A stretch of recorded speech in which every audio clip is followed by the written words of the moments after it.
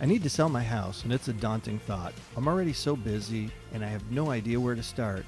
I know there are tons of forms involved, staging, and the showings. I think of the crazy world out there, and it may even be dangerous to have strangers coming into my house. But I don't want to spend the money to hire a realtor.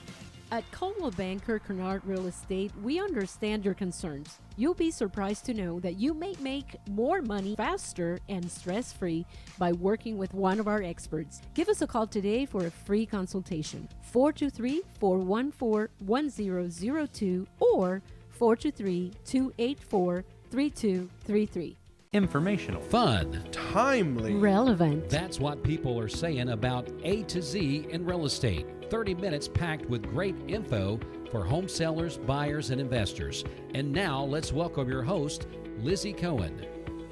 Good morning, everyone, and welcome to A to Z in Real Estate. This is Lizzy Cohen, and as always, we thank our sponsors for this show, Coldwell Banker Kinard Realty and Fairway Mortgage. Today, we're going to talk about commercial real estate, and that is such a great topic, Shawn, isn't it? I'm excited about it, and again, we're the local, real estate people here in Cleveland. You can come to the office at 2650 Peerless Road. Reach us at 423-476-5532. But yeah, commercial real estate, it's exciting, and it's a different chapter of what realtors do. Not everybody does it. That is true, and you may or may not know this, but I worked in commercial real estate for a very brief time. Okay. For the simple reason that it's an entirely different animal, if you wish. It's completely different mindset. And I think I belong in the residential arena. So, but it's great if you're a real estate agent and specialized in commercial real estate. We can do both. Oh, definitely. And I started the same way you did. I started, 21 years old, and the company I worked for had a huge commercial department, and I really wanted to get into that first. However, some of those transactions take a little longer to, get together. So, and we'll talk about that more in more detail. That's another reason why, a lot of agents decide to not focus on that. But anyway, so tell us a little bit about what constitutes commercial property. Okay. Well, and again, I would, not to be too basic, but anything not residential, right? So anything multifamily over 5 units or 5 units or greater. And then you'll see all kinds of classifications. Cleveland, Tennessee, has districts. They have commercial districts. They have light industrial to heavy industrial, manufacturing. And then they've got some of the overlays, like highway commercial, general commercial. So, you see buildings in those. You see a lot of construction happening at the Paul Huff intersection. That's our commercial. That's our heartbeat. Yeah, it's a very thriving area right now, commercially speaking, which will have an impact on the residential as well. Right. And so the manufacturing, industrial also falls under the commercial category. Yes, yeah, and it, a lot of people will say office and medical, plus, industrial, so there's probably, 13 different tabs to commercial. So quite a bit of different zoning categories. And, the reason why maybe a new agent or a practitioner doesn't jump into commercial right away, there's a lot of layers, that go in with it, zoning and fire codes and things like that. So, we want to train people and have them coached up before they're running out, and tackling that type of, assignment. But we definitely have we have a commercial franchise, and we do train and teach people to do that. We've got an opening right now for 2 commercial agents, and I think we've got some of the best training out there. And some of the Coldwell Banker tools, they've got Blueprint to really help with demographics and presentations, and it casts a wide net for helping market those properties. That's amazing. I did not know about the opportunity for a commercial agent. So what better channel to advertise than right here, right now? Exactly. So tell me a little bit about the transactions the commercial transactions that you have participated in? Sure. So this has already been a busy year for me. I've had, almost one a month since the beginning of the year. And, we talked about the timeline. Some of these take 10 months, a year. Yes. I guess my last closing was one in Chattanooga. So if you're going to the airport, you get off of Shepherd and 153. The first building on the right, was an M1 zone building, 2,400 square feet, 0.80 of an acre lot, and that sold for $315,000. Now, Wow. There's great exposure. Everybody going to the airport. Yeah, that's a great location. A lot of trucking and transfer facilities, close to the freeways and everything. So the person that bought that, is going to use it for, his business. It's a paving company that bought it. And there was a lot of interest in it, but one of the things that the seller was attracted to, it was a very quick closing. So he actually discounted his price because he didn't have to go through the lending process on that one. But that was Right. a very interesting building. It closed rather quickly. And, again, it was somebody that was retiring. They developed that property back in the 70s. And, they rarely come available, something with that kind of exposure. But How long was it on the market? that was on the market about 2 weeks, wow. and we had Which for commercial is really insane a record. Yeah, it's a record it time. really very fast. And one of the reasons, the consumer, the customer was really looking for something like that, and when it came available, there it was. He was ready. He was ready to jump. Right. So the M1 zoning means Manufacturing. So Manufacturing. manufacturing. So you'll see a lot of light industrial, maybe somebody that's doing a truck transfer facility. The neighbors could expect heavy equipment coming in and out of that property. So M1 is popular for somebody that might be doing granite cutting. They're doing granite countertops if they're that actually. sounds like very loud. Yeah, It's gonna be very loud. if they're really doing the manufacturing, that would be a great location for them for Yep, sure. Mhm. Yep, definitely. So you also closed on an office building in Athens. Tell us a little bit about that one. And I think we can put that one on the screen for the people that are watching on Facebook. Yeah, so that was 1303 Fry Street. The building had been vacant 5 years. That was a 9,200 square foot building. And when we talk about commercial properties, there was a lot of layers to that transaction. It was zoned industrial, and it was next to medical, but it wasn't zoned medical. And the people that were buying it actually needed the medical zoning to get an occupancy permit. So we had to rezone that property. Yeah, So, wow. yeah. That sounds like a very lengthy, convoluted process. It's streamlined. It's an application. We've got to draw a site plan. We submit to Planning Commission, and then you go to the regular council, and they have their questions to make sure it's a good fit for the area, and it was. And we knew within 90% that it would be approved, but that transaction started 10 months ago.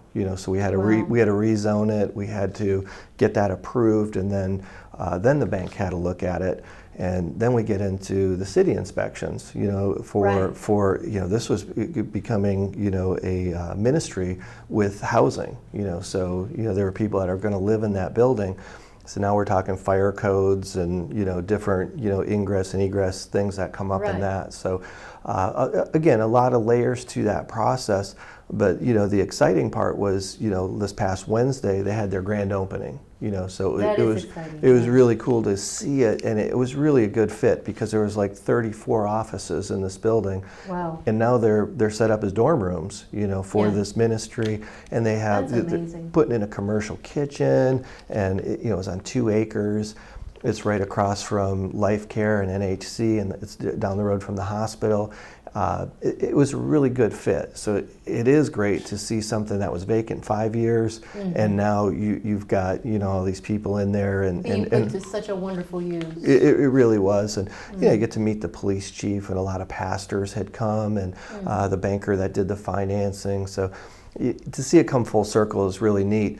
And we see it as a closing. Oh, well, we had that closing, and I think back of the time that was put into it, the meetings in Athens, and COVID, and doing a rezoning.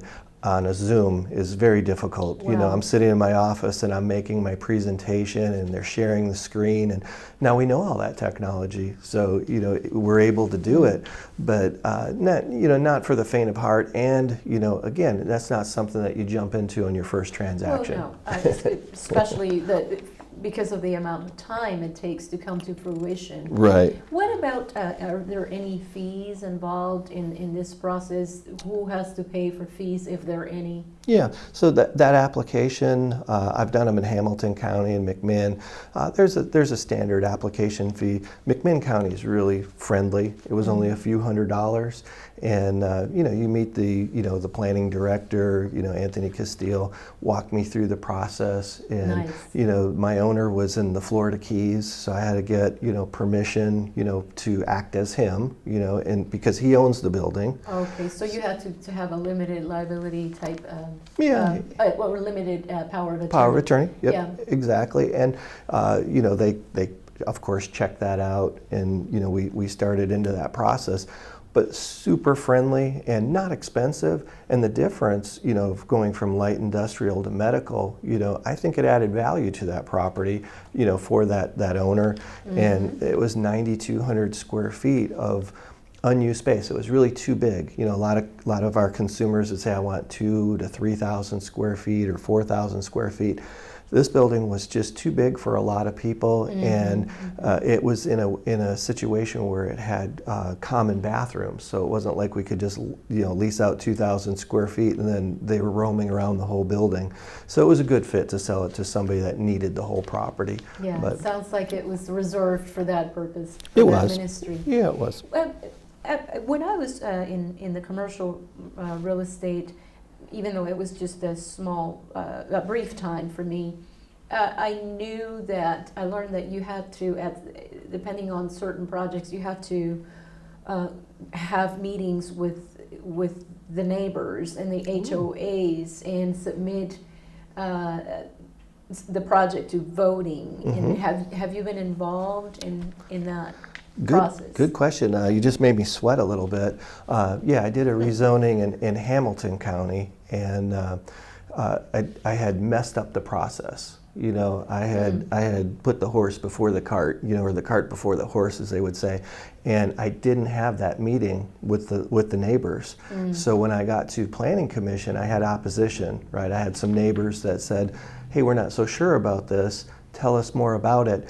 And we tried to get a deferment, and Planning Commission said nope. And so that means I would have had to wait a year to reapply because I did it wrong. Then I talked to the commissioner, and they said, well, you still go to the council, so you can plead mercy to them. And between that meeting and that meeting, we had that meeting with the neighbors, and we did it at a local church, and we advertised, and we already knew who was concerned. So we invited them all to that meeting. And let them voice their concerns Sure. and why they are opposed to the project, and Yep. give them an opportunity. Yeah. And they were very fair. They wanted to be heard, Yeah, so for sure, and it was great. This was a rezoning for apartments, and it actually backed up to a church, so that's where we had the meetings, at the church. And again, learned a lot through that process. I've probably been through a dozen rezonings. Hamilton County, big city, little different, and I learned a good lesson in that meeting. But definitely, you want to have that meeting with all the players involved. When you apply for that rezoning, you've seen the signs out front, subject to rezoning. They put a yellow sign, we're going to go from R1 to R3 or whatever we're asking for.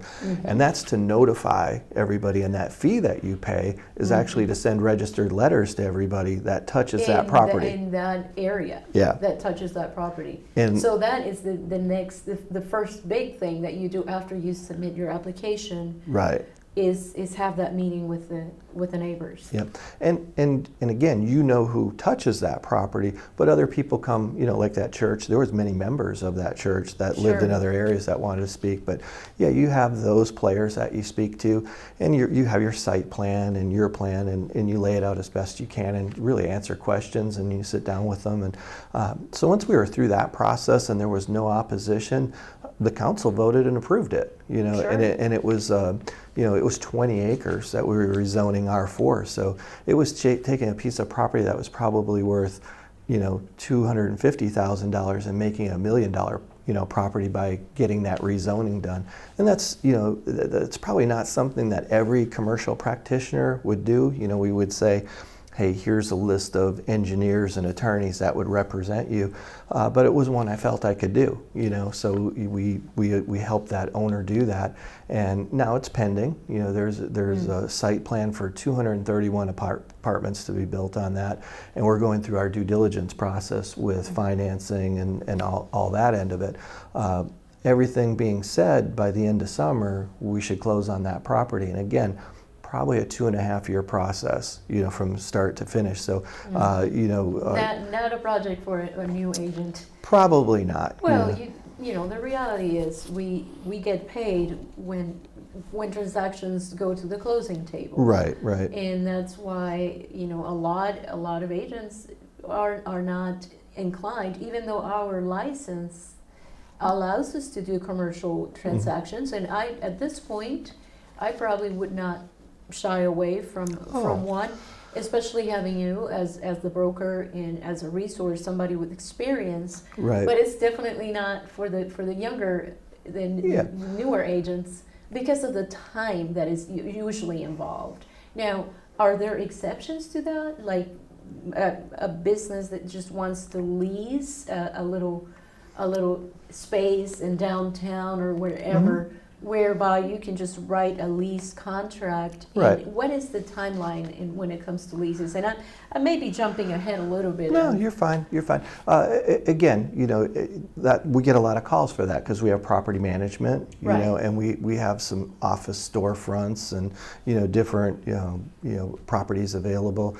And sure, so we're going to list them, how many square feet we have, and what the zoning will allow there, and we'll have tenants approach us, and then we're going to need an agent to work with that customer, and they will be paid a fee, to show that property and complete that lease agreement. So the timeline on that can go very fast. We've got a vacant office building on Key Street. If somebody signed a lease, they could probably be in there within 30 days.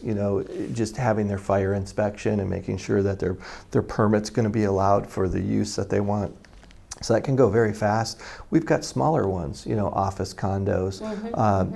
That's as easy as a house, really. But how about the lending? How is the lending process different Well, for the commercial transaction? Good question. So, you're saying you do more residential.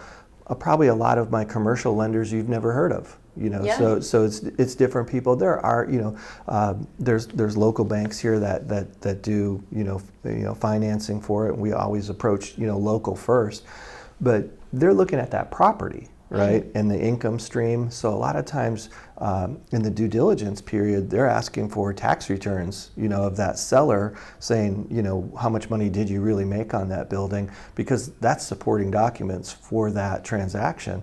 So now we're asking for Schedule Cs, and profit and loss statements, and then they're looking at the consumer as well. So, if you were going to buy a big, building, you'd probably want to buy it in an LLC or a corporation. So, they're looking at corporate credit, they're looking at maybe personal guarantees and not, and then they look at the property and the appraisal of it. So. Again, I was just talking to one of the commercial lenders at that open house the other day, and he had said they're having a really hard time getting commercial appraisers. They said they search very specialized type of appraiser. And I did one around Christmas, and it took a month. From the date that fellow walked through that property till the date it was submitted to the bank. And again, I worked hand in hand with them. I'm pulling up comparables. They're asking me, what have I seen? Sure, I know, the market. I know what I've compared it to. And I've given them all my predictive analysis, building reports, everything. You do your homework. Yes. I want to make it easy for them, Of course. So and expedite the process. And it still took a month, just to get that appraisal. So when we're talking, that timeline and what we're trying to set those expectations for people and saying, look, it could take 90 days. So a lot of times the seller has a hard time with that. They're saying, well, 90 days, is the guy going to buy it or not? Well, we don't know. Let me ask you something, Shawn. Would you, for somebody listening to us in the audience and thinking about perhaps getting involved in buying a piece of commercial property or a business, do you offer counseling in that Sure. arena? We do, and you know, I'm new to the commercial business. I started in commercial, you know, quickly switched back to residential, and then I bought a lot of properties, you know, and had multiple ones, and you know, looked at a lot of profit and losses, and you know, learned the taxation rules, and you know, I don't go out of my scope of work, but absolutely, you know, we can sit down with people and tell them, you know, what's available and guide them a little bit on what they can expect. That's great. This year, you know, is a reassessment year, so I'm getting a lot of business owners, building owners calling me saying, whoa, I just got my tax assessment and it's gone up quite a bit. So, you know, again, you know, free consultation, let's look at it, you know. And the numbers are going to be on the screen for people to give us a call and make an appointment, because, you know, there is wisdom in the multitude of counselors. Oh, for sure. And it's, you know, especially in commercial transactions, you need to have the advice of an expert. So we're going to take a quick break and we will be right back. Okay. Nancy Collins is a branch manager at Fairway Independent Mortgage Corporation. Her goal is to help you find the right financing options to fit your unique needs. Contact her today at 706-280-9763 to learn more. Fairway Independent Mortgage Corporation, NMLS number 2289, is an equal housing opportunity lender. LO NMLS number 195344. This is not an offer to enter into an agreement. Not all customers will qualify. Georgia Resident Mortgage Licensee number 21158. Branch location 307 West Emory Street, Unit C, Dalton, Georgia 30720. Coldwell Banker Kinard Realty, serving the local real estate needs since 1974, offering residential, commercial, and land purchase. The market keeps hitting new highs and inventory is low. Maybe it's time to check what your current market value is. Talk to the professionals at Coldwell Banker Kinard. Let them guide you on your next move. Coldwell Banker Kinard, we never stop moving. Leave your mark on the world of real estate. Call them at 423-476-5532. Located 2650 Peerless Road, Northwest. Welcome back to A to Z in Real Estate. We are talking about commercial property today, commercial transactions. And speaking of that, we have a few commercial properties that are within our company that we want to talk about. So go ahead, Shawn. You're the listing agent. Sure. Which one do we have? So let's do the first one. If you would put it on the screen. Let's see. Let's do. Well, why don't you pick the one that you want to talk about, because Austin has all the pictures. One of the properties I have up here in Cleveland is the Cleveland Foundry, you know, and that's on 6th Street. So that property actually runs contiguous from 6th to 8th Street, and it's the old Cleveland and Manufacturing Building. You know, it's a closed down facility, zoned industrial. You can, you know, from the aerials, you can see Lee University, you know, is right around. What a beautiful picture that is, by the way. Yeah, thank you. And, you know, 3 acres, light industrial. There's a 17,000 square feet of buildings there. There's an office building. There's another, you know, 30 by 40 concrete building. $146,000. Obviously, it needs a new owner to come in and kind of, you know, recharge it. But you know, that would allow for mini storages, you know, warehousing units. I think, you know, even a commercial venue with maybe some business incubators in there. But a really interesting property. A lot of history there with Cleveland Foundry. You know, off of Gott Street between 6 and 8. You know, the building looks rough, but the opportunity is there for somebody. So, you know, that. It definitely sounds like it. Yeah, that one's pretty cool. One of my favorite buildings that I've got a little building in Etowah, you know, 109 9th Street. And that would be in the commercial district, you know, so we're really close to that L&N railroad there. And, you know, Etowah's, you know, got a cute little walkabout town. It's a 1,300 square foot building. There it is. It's on the screen right now. Yeah, so it's got a metal roof. It's 1,300 square feet. Last used as a thrift store, and the owner, the owner went in and did some trim work and some painting, but there's updated electrical in there. It's got the glass and brick. It used to be an old radio station. It was WCPC radio station. Yeah. Oh. So they used to, the disc jockey used to be in the window of that radio station. A lot of people remember it. So it's just a cool old building. It's been a bait and tackle shop. It's been a lot of things. Also, it has a full bathroom. So there's possibilities in that zoning to actually live there, like a downtown loft. Very interesting. For $74,900, a lot of opportunity there. Again, give us a call if you want to see it. It's vacant. It's really easy to show. And then, something that we really didn't talk a lot about was I've got a business opportunity for sale, and I've got Snap Fitness for sale in Ottawa. And business opportunity just means that there's no real estate included with it. Okay, so it's in a leased, it's in a Food City Plaza. You lease the 2,600 square feet. When you're buying a business opportunity, you want to look at the longevity. How long has that business been in existence? And that one, success. Yeah. What kind of success it's had? Yeah, the performance. 10 years. That one's been established 10 years. So Wow. You've got good clientele. But what they're really selling is that income stream, that client list, and all the equipment for a gym. So if you've got a fitness-minded person out there that wants to buy themselves a job, so to speak, I've got the financials on that for 19 and 20. Even with COVID, they're still doing well. And the first Wow. quarter of this year, it's taken off again. So $85,000 for that business opportunity.